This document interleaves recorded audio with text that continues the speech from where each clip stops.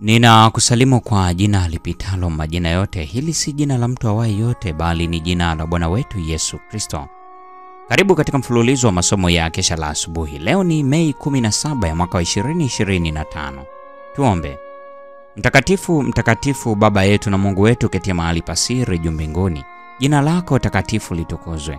Ninakushukuru kwa sababu ya upendo wako na rehema yako ya pekee katika maisha yetu. Asante kwa ajili ya siku hii njema ya leo. Asante kwa sababu ya upendo, asante kwa sababu ya rehema, asante kwa sababu ya namna ambavyo umemlinda kila mmoja wetu. Jina lako litukuzwe sana. Ninajikabidhi mikononi mwako asubuhi ya leo pamoja na watu wote ambao wamejiunga pamoja nasi kujifunza masomo haya. Enda nasi ukituongoza katika jina la Yesu. Amina. Mada ya leo inasema kanuni ya upendo katika sheria. Yohana wa kwanza sura ile ya 4 aya 19 inasema, sisi twapenda kwa maana yeye alitupenda sisi kwanza. Hakuna uthibitisho wa toba ya kweli isipokuwa kama inafanya matengenezo.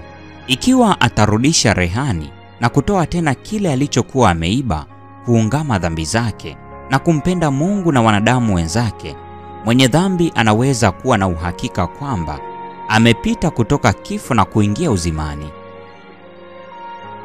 Wakati kama viumbe wenye dhambi tunapokuja kwa Kristo na kuwa washirika wa neema yake itoayo msamaha, upendo huchipuka moyoni. Kila mzigo unakuwa mwepesi kwa kuwa nira anayoiweka Kristo ni rahisi. Wajibu unakuwa wa kufurahisha na kujitolea huwa ni raha. Njia ambayo hapo awali ilionekana kufunikwa na giza inakuwa angavu kwa miale kutoka kwenye jua la haki. Uzuri wa tabia ya Yesu utaonekana kwa wafuasi wake. Ilikuwa ni furaha yake kufanya mapenzi ya Mungu, kumpenda Mungu. Bidii kwa ajili ya utukufu wake ndiyo ilikuwa nguvu inayotawala katika maisha ya Mwokozi wetu. Upendo ulipamba na kuinua matendo yake yote. Upendo ni wa Mungu. Moyo usiowekwa wakfu hauwezi kuanzisha au kuzalisha. Unapatikana tu ndani ya moyo ambao Yesu anautawala. Tunapenda kwa maana yeye alitupenda sisi kwanza. Waraka wa kwanza wa Yohana sura ya 4 aya 19. Katika moyo uliofanywa upya na neema ya Mungu, upendo unakuwa kanuni ya utendaji wake. Unabadilisha tabia, unatawala misukumo, unadhibiti hisia, unatiisha uadui na kuinua moyo wa kupenda.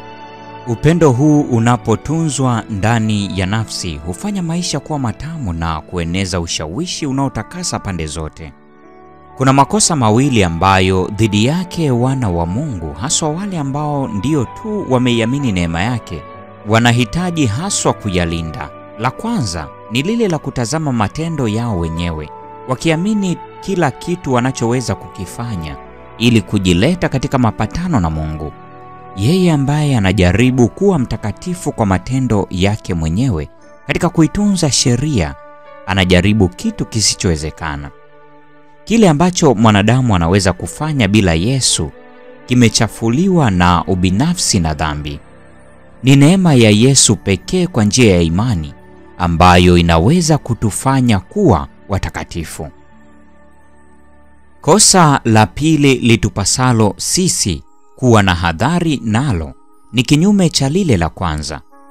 Ndilo kufikiri kwamba hatuna haja kuishika sheria ya Mungu, kwa sababu kwa imani pekee tunakuwa washirika wa neema ya Kristo. Matendo yetu hayahusiki katika ukombozi wetu. Lakini zingatia hapa kwamba utii sio tendo la kukubali kwa nje tu, bali ni huduma ya upendo. Sheria ya Mungu ni udhihirisho wa asili yake mwenyewe. Ni mfano halisi wa kanuni kuu ya upendo, na kwa hiyo ni msingi wa serikali yake mbinguni na duniani.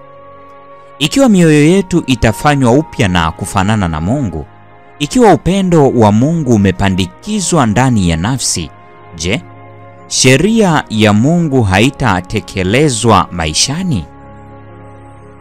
Sheria ya upendo inapokuwa imepandikizwa moyoni, mwanadamu anapoumbwa upya katika sura yake aliyemuumba, ahadi ya agano jipya inatimilizwa. Utii. Huduma na utii wa upendo ni ishara ya kweli ya wanafunzi. Jipatie amani moyoni, ukurasa wa 43 hadi 45. Mpendwa wa mfuatiliaji wa mfululizo wa masomo haya ya Kesha la Asubuhi, hii ni Mei 17 ya mwaka wa 2025. Mada ikisema kanuni ya upendo katika sheria. Na kwa nukta hiyo, mpendwa wa mfuatiliaji, ndio tunakuwa tumefikia tamati ya tafakari ya mada hii siku ya leo. Ikiwa Bwana ataruhusu, tukutane tena katika mada inayofuata.